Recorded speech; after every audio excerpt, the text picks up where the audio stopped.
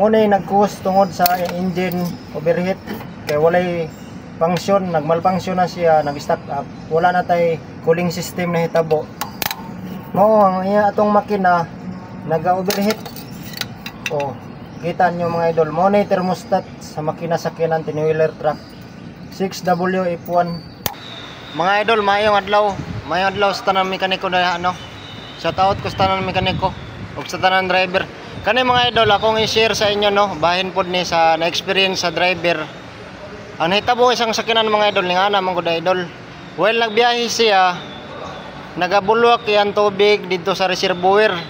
Tapos ang iyahang water temperature gauge sa taas sa panel board nagasaka ang temperature niya. Ang nahitabo mga idol, tungod kay nagasaka yung temperature, na ay posibilidad na ang suspect ang iyahang thermostat kay surplus man na sakyanan tin-wheeler truck. Ug ipakita na ako sa inyo mga idol, positive na nag malfunction ang iyahang thermostat. Pinaagi, testingin ninyo mga idol kung nagasaka ang temperature sa iyahang kuan makina. Tanawan ninyo mga idol ang inyong lower hose sa radiator, lower hose. Kung bugnaw ang iyahang lower hose, ang iyahang upper hose init kaayo, pati ang iyahang makina pirti ng inita, nagkuha na siya na overheat niya, ang iyahang lower hose bugnaw, na posibilidad na mga idol na ilahang thermostat nagmalfunction, walay circulation sa iyahang radiator. Ang tubig ba walay circulation mo nang wala siya cooling system na hitabo. Mo ni mga idol, pakita na ko sa inyo kaya ang iyahang thermostat nag-stack up.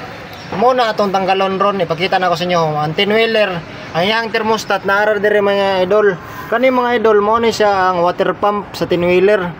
Tapos ang sumpay ana mga idol, napanay tubo diha mga idol, extension paingon dire sa kuan mga idol, paingon dire sa engine block. Paingon sa engine block, konektado sa oil cooler. Sa yang oil cooler mga idol, makita ninyo mga idol. Kana mga idol o kaning duha. Mao ni thermostat na nag-stack up. Pag abot og mga 100 degrees Celsius, dili siya mo open. Ang nahitabo, nagsaka ang temperature. Ang tubig nagabulwak sa taas kaya wala na cooling system na hitabo, wala na cycle ang tubig para pabugnawon paingon sa radiator. Muna mga idol, ipakita na ako sa inyo kay basig naka-encounter mo ning ani pang hitabo, nagasaka ang temperature sa yung makina, nagabulwak ang tubig.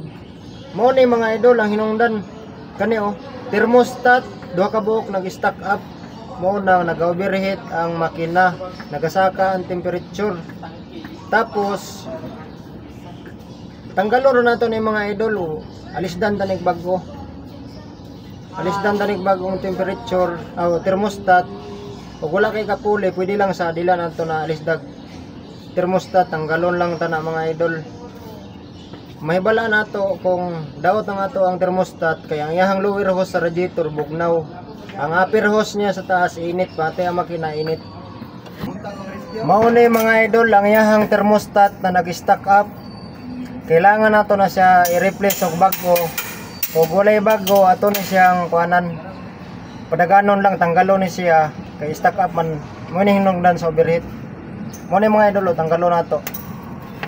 Mo ni nag-cause tungod sa engine overheat.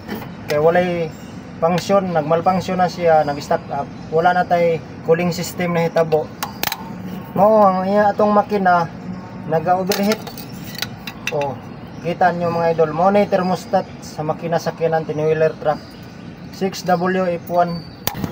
Og mao lang na mga idol, unta namoy na hibalan, namoy na tun-an, pinaagi sa niani na makina, pinaagi sa akong isulti sa inyo, namoy na sabtan. Salamat sa pagtanaw sa video.